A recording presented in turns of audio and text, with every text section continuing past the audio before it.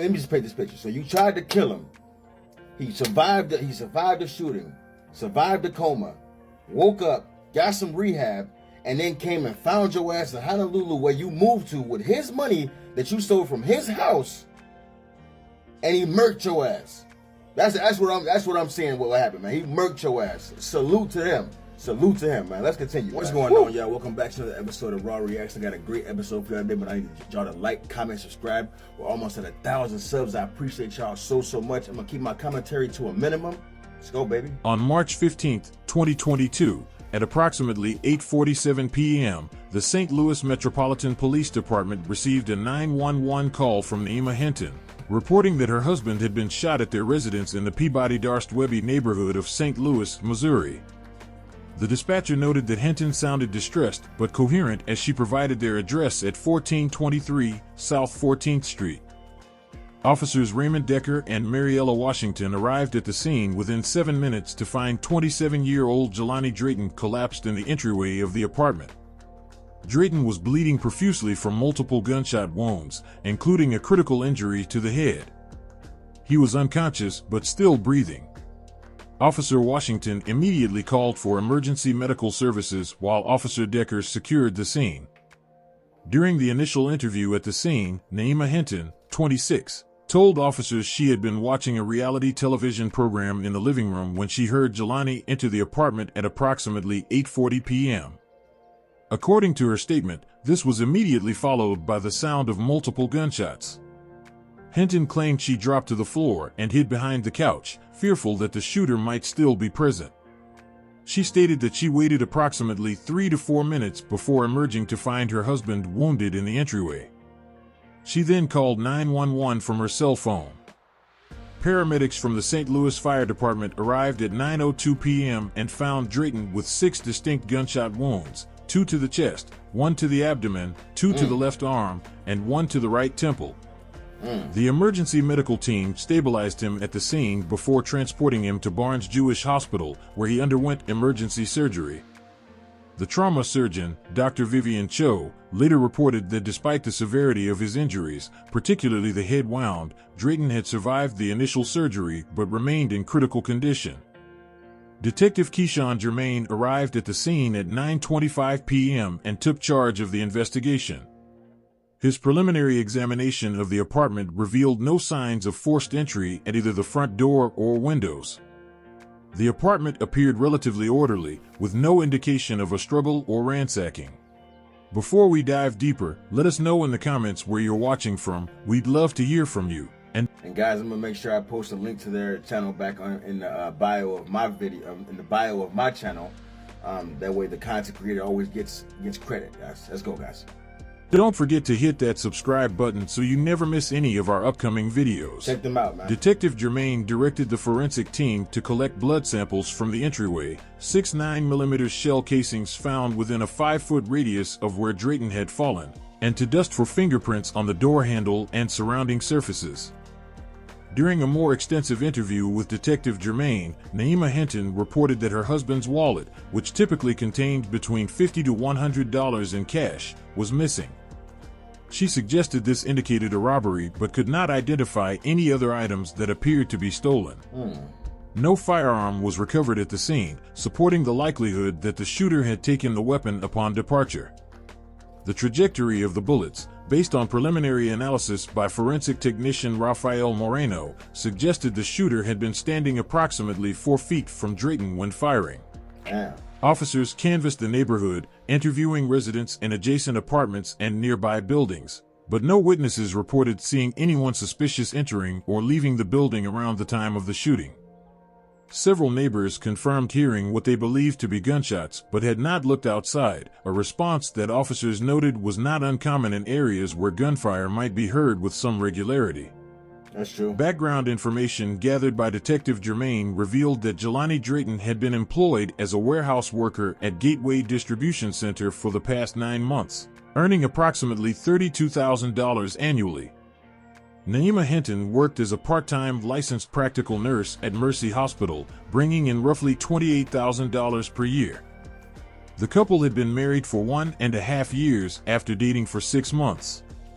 They had met through mutual friends at a barbecue in Forest Park during summer 2020.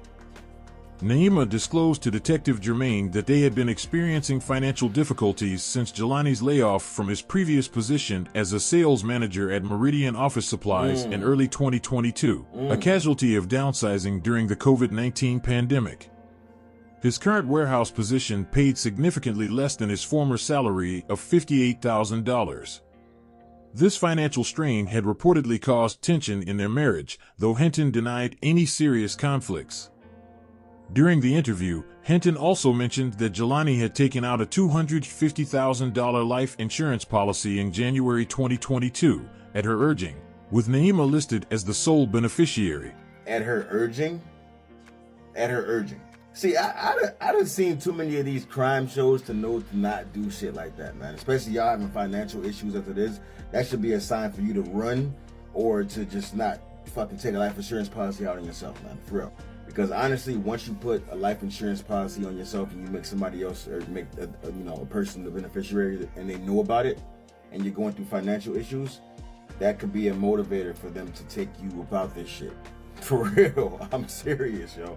You got like I said, I've seen enough crime shows and shit like that to know what's going on here. I wouldn't put it past her, and I haven't even watched this video yet, but let's go, guys. She explained this decision as responsible financial planning, particularly given their precarious economic situation. On March 15, 2022, a shooting that would soon captivate the attention of St. Louis law enforcement occurred, leaving Jelani Drayton fighting for his life.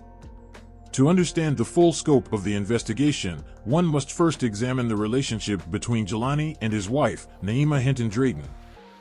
In January 2022, Jelani lost his position as a sales manager at Riverton Distributors, a victim of widespread corporate downsizing.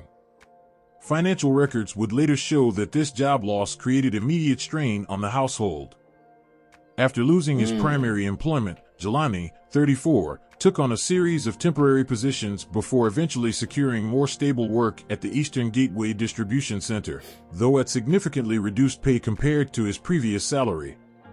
Meanwhile, Naima, 31, continued her part-time nursing position at Barnes Jewish Hospital, working 3 12-hour shifts per week in the intensive care unit. Detective Keyshawn Germain of the St. Louis Metropolitan Police Department's Violent Crimes Unit was assigned to lead the investigation following the shooting. His first steps involved piecing together the couple's history and financial situation. Bank statements revealed mounting credit card debt, with 3 missed mortgage payments on their modest home in the Benton Park West neighborhood. The forensic analysis conducted by the department's ballistics team confirmed that Jelani had been struck by 6 9mm bullets fired at close range from what was later identified as a Glock 19 handgun. 1 bullet had entered his head near the left temple, while 5 others were clustered in his torso. The proximity of the shooter suggested either an ambush or that Jelani had known his attacker. Jelani's brother, Darnell Drayton, provided investigators with valuable background information. According to Darnell, the couple had been experiencing frequent arguments, primarily regarding their financial difficulties. Notably, Darnell mentioned that Naima had been particularly insistent about taking out a life insurance policy on Jelani. Records confirmed that a $250,000 policy had been finalized in January 2022, just 2 months before the shooting, with Naima listed as the sole beneficiary. Interviews with neighbors painted contrasting pictures of the couple. Calvin Rogers, who lived next door, described Jelani as the quiet, hard-working guy who seemed to be under a lot of pressure lately. Conversely, Naima was characterized by several neighbors as outgoing but increasingly detached in recent months. Marissa Patterson, who lived across the street, reported seeing Naima leaving the house at unusual hours, often dressed formally as if going somewhere special. Detective Germain also questioned Naima's co-worker, Terrell. It's starting to all unravel, guys. Pay attention, man. Pay attention. Follow. If you ain't following, follow. And subscribe to the channel, man. I need y'all to engage. Let's go, baby. Lyman, a registered nurse who had worked alongside her for 3 years. Lyman recalled several instances where Naima had complained about Jelani's inability to maintain financial stability. She would sometimes say things like, "I didn't sign up for this," or "this isn't what I expected when we got married," Lyman stated. However, he could provide no specific information regarding the day of the shooting. The physical evidence at the scene included blood spatter patterns in the entryway of the couple's home and Naima's fingerprints on a side table near where Jelani had fallen.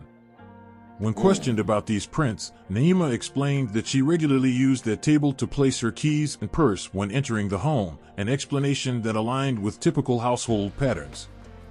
As the investigation progressed, Jelani's medical condition remained critical.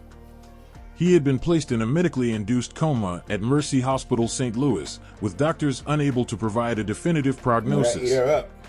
The uncertainty of his survival shifted some focus of the investigation toward gathering evidence while waiting to see if Jelani would recover consciousness and potentially identify his attacker. By March 25, 2022, the investigation into the shooting of Jelani Drayton in St. Louis had reached a critical impasse. Detective Keyshawn Germain of the St. Louis Metropolitan Police Department found himself scrutinizing inconsistencies in Naima Hinton's account of the events of February 17th. Of course. Jelani remained in a comatose state at Barnes Jewish Hospital, unable to provide investigators with his version of what transpired that evening. Several elements of Naima's testimony raised questions among investigators. She claimed to have hidden behind the living room couch during the attack, yet forensic teams found no fingerprints, fibers, or other evidence indicating her presence there.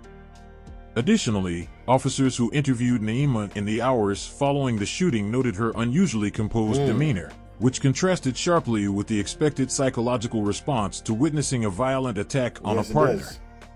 On March 30, 2022, Detective Germain conducted an interview with Jelani's mother, Tamaria Fulton, at her residence in University City. During this conversation, Tamaria revealed that Naima had approached her about potentially removing Jelani from life support just 3 days after his admission to the hospital, citing prohibitive medical costs and poor prognosis. Tamaria strongly opposed this suggestion, insisting that her son deserved every chance at recovery. Shout out to moms for being there for her son, for her baby, man. And I can already see this starting to turn, man. Old girl wants to take him off of life insurance after, or not life insurance, life support after 3 days. 3 days? Oh no, baby. Oh no, baby. This is like and subscribe, man. Like and subscribe. Let's go. Hospital staff later confirmed to investigators that despite public displays of concern, Naima visited Jelani infrequently. Between February 18th and April 1st, 2022, she appeared at the hospital only 4 times, with each visit lasting less than 30 minutes. Financial records obtained through subpoena revealed that on April 5, 2022, Naima received a partial payout of $50,000 from Jelani's life insurance policy, which listed her as the primary beneficiary. This man even The insurance company approved this partial distribution, citing Jelani's critical condition. Within 2 weeks, Naima used these funds to eliminate outstanding credit card debt and automobile loans. Detective Germain brought Terrell Lyman in for additional questioning on April 12, 2022. A deeper examination of phone records uncovered a series of text messages between Terrell and Naima dating back to January 2022. These communications contained flirtatious exchanges and references to meeting in private, suggesting an extramarital relationship. When confronted with this evidence, Terrell acknowledged a friendship with Naima but denied any romantic involvement or knowledge of the shooting. Multiple canvasses of the neighborhood produced no witnesses who observed anyone fleeing the scene on February 17th. Additionally, Jelani's wallet, which Naima claimed was stolen during the robbery, was never recovered from any pawnshops, resale venues, or discarded in the surrounding areas. Why that is. By June 2022, with Jelani still unconscious and leads exhausted, the investigation lost momentum. Naima sold their home in July 2022 for $285,000 and relocated to Kailua, Oahu, Hawaii, with an unidentified male companion. Did I miss something, or did he pass? Because I don't remember them saying he passed away yet. What? How was she able to sell their house and move away, and he's still not even dead yet? He's still recovering. This is crazy, man. If that ain't a red flag, I don't know what is, man. Like, comment, subscribe. Let's go, baby. When questioned about this move, she stated she needed a fresh start away from painful memories. I don't want to hear that. The St. Louis Metropolitan Police Department officially classified the case as inactive on August 15, 2022, redirecting resources to more recent violent crimes. On December 12, 2022, medical staff at Barnes Jewish Hospital in St. Louis, Missouri, documented an unexpected development in the case of Jelani Drayton. The 37-year-old construction worker regained consciousness after spending nearly 9 months in a coma following the March 15, 2022 shooting that left him with severe head and torso injuries. Oh, shit. Dr. Marcus Winslow, the neurologist overseeing Drayton's care, had previously informed the family that recovery chances were below 15% given the extensive brain trauma. Tamaria Fulton, Drayton's 58-year-old mother, had maintained a consistent presence at the hospital since the incident. Hospital records indicate she visited her son 6 days per week, often bringing personal items and speaking to him despite his unresponsive Shout state. out to moms, man. Nursing staff noted that Fulton frequently played recordings of Drayton's favorite jazz albums during these visits. Again, man, shout out to moms, man. Shout out to moms showing up, bringing music for. That's her baby boy, though, man. And she knows. A mother knows, man. A mother really knows, man. And she probably can see this evil of a woman that latched on to her son, man. Let's go. His emergence from the coma, Drayton began an intensive rehabilitation program under the supervision of Dr. Eleanor Reed, a specialist in traumatic brain injury recovery. Medical records show Drayton initially struggled with basic motor functions and experienced significant speech impairment. By March 2023, after 3 months of daily physical and speech therapy, he had regained partial mobility and could communicate with short sentences, though he continued to exhibit right-side weakness and occasional aphasia.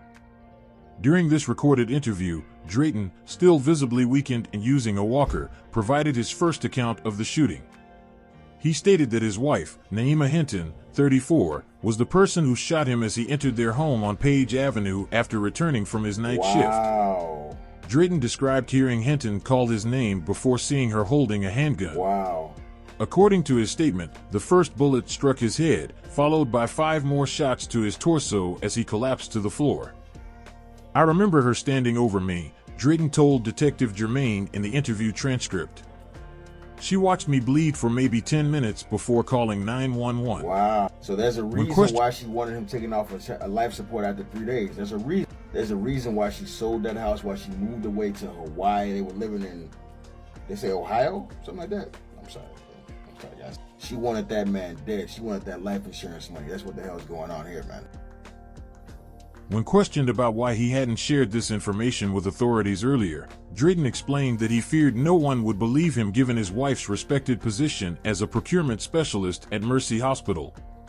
He had disclosed the information only to his mother upon regaining sufficient speech capabilities. Wow. Fulton then informed him that Hinton had sold their home for $285,000 in July 2022 and relocated to Hawaii with her fitness instructor, Terrell Lyman, 29. I know he was furious. Detective Germain proceeded to re-examine the physical evidence collected from the scene. A significant development emerged when investigators examined Drayton's hospital records more closely. On May 15, 2022, when Drayton was still comatose, a security camera in his hospital room captured Hinton visiting alone at approximately 2:17 a.m. The footage shows her checking the hallway before approaching Drayton's ventilator and disconnecting it for approximately 47 seconds. What? Nurse Kanaya Tavon entered the room during a routine check, immediately reconnected the device, and documented the incident as a possible equipment malfunction in the medical log. So she came to try to finish this man off. She came and disconnected his oxygen while he was in critical care. Yo, this is crazy. This is crazy, man. This is pure evil, man. This is pure evil. And again, y'all like, comment, subscribe. Get my likes up, man. Let's go. Insurance documents obtained through subpoena revealed that Hinton had received a $50,000 preliminary payment from Drayton's life insurance policy, with the remaining $450,000 contingent upon his death. Wow. The policy, purchased 6 months before the shooting, listed Hinton as the sole beneficiary. Drayton, according to his mother's later statement to authorities, became increasingly fixated on what he perceived as a betrayal by his wife. While appearing to focus on his rehabilitation to family members, he secretly made arrangements to travel to Hawaii. Cell phone records show he purchased a one-way ticket to Honolulu on June 12, 2024, using a prepaid credit card. He informed his physical therapist he would be taking a break from rehabilitation sessions. On June 20, 2024, Honolulu Police Department officers responded to a call from a neighbor reporting a disturbance at Hinton's apartment on Kalakaua Avenue. They discovered Hinton's body in her living room. The medical examiner's report documented the cause of death as manual strangulation, with defensive wounds on her hands and arms. DNA analysis identified skin cells under Hinton's fingernails matching Drayton's genetic profile. Surveillance footage from Hinton's apartment building captured a man matching Drayton's description entering the building at 8:42 p.m. and leaving at 9:27 p.m. on the night of her death. Man. So he done went, found out where the hell she was. Let me just paint this picture. So you tried to kill him. He survived the shooting, survived the coma, woke up, got some rehab, and then came and found your ass in Honolulu where you moved to with his money that you stole from his house, and he murked your ass. That's what I'm saying what happened, man. He murked your ass. Salute to him. Salute to him, man. Let's continue, guys. Woo! Honolulu authorities issued an arrest warrant for Drayton, but he had vanished, with no record of departure from the island through commercial transportation. The parallel investigations into Jelani Drayton's shooting and Naima Hinton's murder converged in late 2024, bringing closure to a case that had spanned more than 2 years across multiple jurisdictions. What began as an apparent robbery in St. Louis ultimately connected to a homicide in Honolulu through a web of evidence that investigators painstakingly assembled. The breakthrough came in September 2024 when a severe thunderstorm dislodged crucial evidence. A Glock 9mm handgun was recovered from a neighbor's roof near the original crime scene. Forensic analysis confirmed it was the weapon used in Jelani's shooting, with 6 bullets matching those removed from his body during surgery. More significantly, the gun bore Naima Hinton's fingerprints. Further investigation revealed that Terrell Lyman, an associate of Naima's with a minor criminal record, had illegally purchased the firearm through a straw buyer arrangement at a gun show in Illinois in January 2022. When confronted with the evidence, Lyman provided a sworn statement confirming that he had given the weapon to Naima several weeks before the shooting as part of their plan to stage a robbery and file a fraudulent insurance claim. She needed money badly, Lyman stated in his official testimony. The plan was never supposed to involve shooting anyone, especially not Jelani. She told me afterward that things went wrong when he fought back. Hospital records from Barnes Jewish Hospital, where Jelani had spent 3 months recovering from his injuries, contained another disturbing piece of evidence. Nurse Kanaya Tavon had documented an unusual incident in May 2022 when she discovered Naima attempting to disconnect Jelani's ventilator during a late-night visit. Hospital security had escorted Naima from the premises, but no charges were filed at that time as Jelani remained unconscious and unable to provide testimony. Meanwhile in Honolulu, Detective Terrell Jakes led the investigation into Naima Hinton's June 19, 2024 strangulation death at the Ala Moana Hotel. The autopsy conducted by Dr. Michelle Kamahele revealed defensive wounds on Naima's hands and arms, with DNA samples collected from beneath her fingernails matching Jelani Drayton. Flight records confirmed that Jelani had arrived in Oahu on June 18, 2024, and departed on June 21, 2024. Hotel security footage showed Jelani entering Naima's room at 9:47 p.m. on June 19th and leaving at approximately 10:35 p.m. Naima's body was discovered the following morning by housekeeping staff after she failed to check out as scheduled. The Honolulu Police Department coordinated with St. Louis authorities, leading to Jelani's arrest in Missouri on September 10, 2024. Prosecutors charged Jelani with second-degree murder while simultaneously closing the investigation into his own shooting by posthumously implicating Naima. The case went to trial on November 15, 2024, at the St. Louis Circuit Court with Judge Raymond Ortiz presiding. Prosecutor Latrice Fulton presented the state's case, arguing that Jelani had traveled to Hawaii with the premeditated intent to kill Naima as revenge for his shooting and near-death experience. This was a calculated act of vengeance, Fulton told the jury during opening statements. Mr. Drayton tracked Ms. Hinton to Hawaii and confronted her in her hotel room with the express purpose of taking her life. Defense counsel Zuri Drayton, no relation to the defendant, constructed a different narrative. What happened in that hotel room was not murder, but self-defense, she countered. The defense presented evidence of defensive bruising on Jelani's forearms and introduced a critical piece of evidence overlooked in the initial investigation, a kitchen knife found near Naima's body bearing her fingerprints. Jelani testified in his own defense, stating, "I went there to confront her, to get answers about why she shot me. I needed to hear it from her. When I told her I knew what she had done, she grabbed a knife from her luggage and came at me. We struggled, and I was just trying to stop her from stabbing me." The defense established that Jelani had no prior criminal record and had been employed as an accounting specialist at Meridian Financial Services before the shooting left him partially disabled. Character witnesses testified to his nonviolent nature and community involvement. After 7 days of testimony and a week of deliberation, on December 20th, 2024, the jury returned a verdict of not guilty, accepting the self-defense claim. Naima Hinton faced no trial for her role in Jelani's shooting due to her death, though the St. Louis District Attorney's Office formally closed the case by listing her as the perpetrator. Justice took too long, she said in a brief statement outside the courthouse. "My son nearly died, then had to fight to prove his innocence. The system failed us multiple times." What a story, man. And that actually is backed up. I actually looked the story up. This is a really good story, man. Revenge, man. Hey, man. Hey. And I believe that he probably went there to confront her. Like, why the hell did you shoot me? Why would you do this to me? Why would you betray me like this? And because she didn't want to take accountability for it, she probably was like, "I'm just going to stab him. I'm just going to kill him right now." And that didn't work out the way she thought it was going to work out.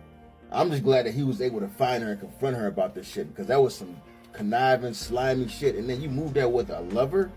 You done lost your damn mind, man. I would have did the same thing. And even if it was premeditated murder, I think it's justified. I think it's justified. You shot me in the back of the head. You shot me 6 times, watched me bleed out. And then you tried to kill me in the hospital too. You tried to unhook my ventilator. You tried to tell them to take me off of life support, and you tried to unhook my ventilator? Nah, man. Hell nah, man. Hell nah, man. I love this story, man. But let me know what y'all think about this, man. I'm going to put a link down to the original content creator. They're doing a great job over there, man. Like, comment, subscribe. Let's go, baby.